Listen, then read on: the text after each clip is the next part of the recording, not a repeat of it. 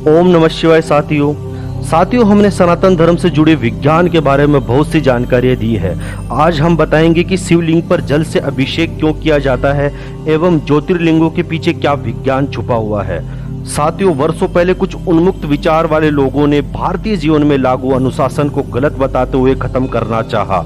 कुछ तिरछी बुद्धि वाले इन दिनों भारत की प्राचीन धार्मिक परंपराओं पर सवाल उठाते हैं, तो कुछ फिल्म बनाकर शिवलिंग के अभिषेक पर सवाल उठाते हैं, क्योंकि वह ये नहीं जानते हैं कि शिवलिंग पर जल का अभिषेक पृथ्वी के अस्तित्व के लिए कितना अनिवार्य है। कुछ पाखंडी पंडितों के वचनों को उन्होंने पूरा धर्म और विज्ञान मान लिया है, जबकि ऐसा नहीं है।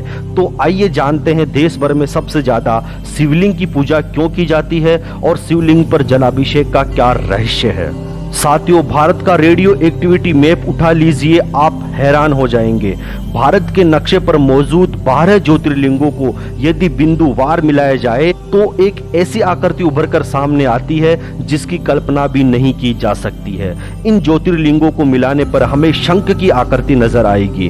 भारत सरकार की न्यूक्लियर रिएक्टर के अलावा सभी ज्योतिर्लिंगों के स्थानों पर सबसे ज्यादा रेडिएशन पाया जाता है। इसका तात्पर्य हुआ कि भारत में स्थापित ज्योतिर्लिंग कुछ और नहीं बल्कि न्यूक्लियर रिएक्टर्स हैं। तभी तो इन पर जल चढ़ाया जाता है ताकि वो शांत रहें। साथ ही शिवलिंग पर चढ़ा पानी भी रिएक्टिव हो जाता है, इसीलिए तो जल निकासी नलिका को लांगा नहीं जाता है, परंतु शिवलिंग पर चढ़ाया हुआ जल नदी के बहते हुए जल के साथ मिलकर औषधि का रूप ले लेता है।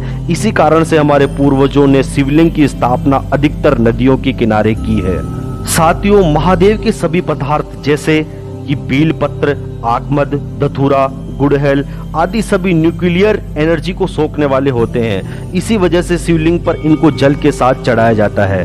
तभी तो हमारे पूर्वज हम लोगों से कहते थे कि महादेव शिव शंकर अगर नाराज हो जाएंगे तो प्रलय आ जाएगी। आपको जानकर अचंभा होगा कि भाभा एटॉमिक रिएक्टर का डिजाइन भी शिवलिंग की तरह ही है। साथियों, अगर आप ध्यान दें तो आपको समझ आएगा कि हमारी परंपराओं के पीछे कितना विज्ञान छुपा हुआ है। आपको ये जानकर आश्चर्य होगा कि भारत में ऐसे महत्वपूर्ण शिव मंदिर है जो केदारनाथ से लेकर रामेश्वरम तक एक ही सीधी रेखा में बनाए गए हैं। आश्चर्य है कि हमारे पूर्वजों के पास ऐसा कैसा विज्ञान और तकनीक था जिसे हम आज तक समझ नहीं पाए हैं। उत्तराखंड का केदारनाथ, तेलंगाना का कालेश्वरम, आंध्र प्रदेश का कालहस्ती, तमिलनाडु का एकम्बरेश्वर, चिदम्बरम और अंततः रामेश्वर मंदिर को 79 डिग्री देशांतर की भौगोलिक सीधी रेखा में बनाया गया है।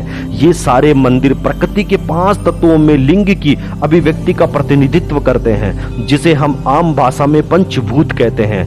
पंचभूत यानी पृथ्वी, जल, अग्नि, वायु और अंतरिक्ष। इन्हीं 5 तत्वों के आधार पर इन 5 शिवलिंगों को प्रतिष्ठापित किया गया है।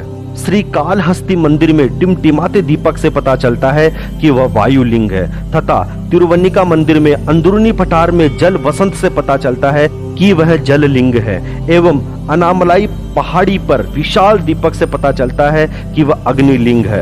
कंचीपुरम के रेत के स्वयंभू लिंग से पता चलता है कि वह पृथ्वी लिंग है, और चिदम्बरम की निराकार अवस्था से भगवान की निराकारता यानी आकाश तत्व का पता लगता है। साथियों, वास्तु विज्ञान वेद के अद्भुत समागम को दर्शाते हैं ये 5 मंदिर। भौगोलिक रूप से भी इन मंदिरों में विशेषता पाई जाती है। इन 5 मंदिरों को योग विज्ञान के अनुसार बनाया गया था और एक दूसरे के साथ एक निश्चित भौगोलिक संरेखण में रखा गया। इसके पीछे निश्चित ही कोई विज्ञान होगा जो मनुष्य के शरीर पर प्रभाव करता होगा।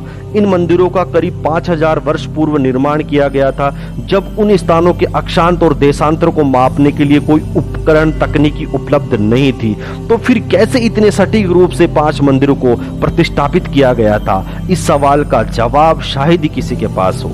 साथियों, यहाँ तक कि केदारनाथ और रामेश्वरम के बीच 2383 किलोमीटर की दूरी है, लेकिन ये सारे मंदिर लगभग एक ही समांतर रेखा में पड़ते हैं। आखिर हजारों वर्ष पूर्व किस तकनीक का उपयोग कर इन मंदिरों को समांतर रेखा में बनाया गया, ये आज तक रहस्य ही है। अब ये आश्चर्य की बात नहीं तो और क्या है कि ब्रह्मांड के 5 तत्वों का प्रतिनिधित्व करने वाले 5 लिंगों को एक समान रेखा में सदियों पूर्व ही प्रतिष्ठापित किया गया है। हमें हमारे पूर्वजों के ज्ञान और बुद्धिमत्ता पर गर्व होना चाहिए कि उनके पास ऐसी विज्ञान और तकनीकी थी जिसे आधुनिक विज्ञान भी नहीं भेद पाया है। माना जाता है कि केवल ये 5 मंदिर ही नहीं अपितु इसी रेखा में अनेक मंदिर होंगे जो केदारनाथ से रामेश्वरम तक सीधी रेखा में पड़ते हैं। इस रेखा को शिव शक्ति अक्ष रेखा भी कहा जाता है। संभवतः ये सारे मंदिर कैलाश को ध्यान में रखते हुए बनाए गए हैं जो कि 81 डिग्री देशांतर में पड़ता है। साथियों, हिंदू धर्म में कुछ भी बिना कारण के नहीं होता। उज्जैन पृथ्वी का केंद्र माना गया है जो सनातन धर्म में हजारों सालों से मानते आ रहे हैं। इसलिए उज्जैन में सूर्य की गणना और ज्योतिष गणना के लिए मानव निर्मित यंत्र भी बनाए गए हैं। करीब 2050 वर्ष पहले और अब करीब 100 साल पहले पृथ्वी पर काल्पनिक रेखा कर्क रेखा अंग्रेज वैज्ञानिक द्वारा बनाई गई तो उसका मध्य भाग उज्जैन ही निकला। आज भी वैज्ञानिक उज्जैन ही आते हैं सूर्य और अंतरिक्ष की जानकारी के लिए। हमारे लिए कहीं ना कहीं ये कहना गर्व की बात होगी कि हमारे ऋषि मुनि उस समय के वैज्ञानिक थे जिन्होंने ऐसी पद्धति व व्यवस्था हमें दी ताकि हमारा जीवन सरल और सुगम हो सके। साथियों, सनातन धर्म पूर्ण रूप से विज्ञान पर आधारित है, या यूं कहें कि सनातन धर्म के वेद ही विज्ञान का स्वरूप है। सनातन धर्म की हर एक पद्धति में विज्ञान छुपा हुआ है। हाँ, ये जरूर हो सकता है कि कुछ समाज कंटकों ने अपने स्वार्थ के लिए उन पद्धतियों का स्वरूप बदल दिया हो। साथियों, हम कोशिश करेंगे कि ऐसी ही बहुत सी जानकारियां आप तक पहुंचाते रहें। हम आशा करते कि हमारे द्वारा दी गई जानकारी से आप सहमत होंगे।